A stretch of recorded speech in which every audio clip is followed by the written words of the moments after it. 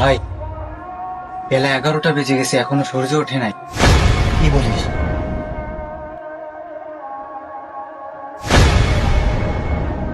আসলেই তো সকাল হয়নি। ওযু করে মসজিদে যেতে হবে, নামাজ পড়তে হবে।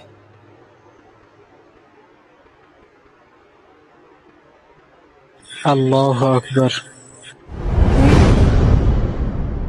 হায় আল্লাহ, আমার তো কিছুই মনে পড়তেছে না।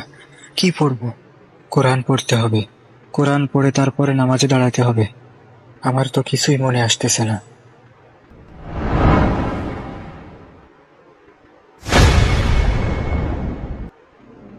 কিয়ামতের আগে কোরআন উঠায় নেওয়া হবে।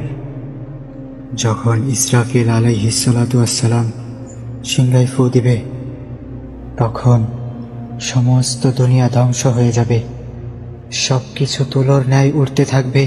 কিয়ামতের দিন সমস্ত নবীরা ইয়া নাফসি নাফসি বলতে থাকবে। শুধুমাত্র আমাদের শেষ নবী হযরত মুহাম্মদ সাল্লাল্লাহু আলাইহি ওয়াসাল্লাম উম্মতি উম্মতি বলতে থাকবে। আমাদেরকে ডাকবে, হে আল্লাহ, তুমি আমাদেরকে শেষ নবীর খাঁটি উম্মত হিসেবে কবুল করে নাও। আমিন।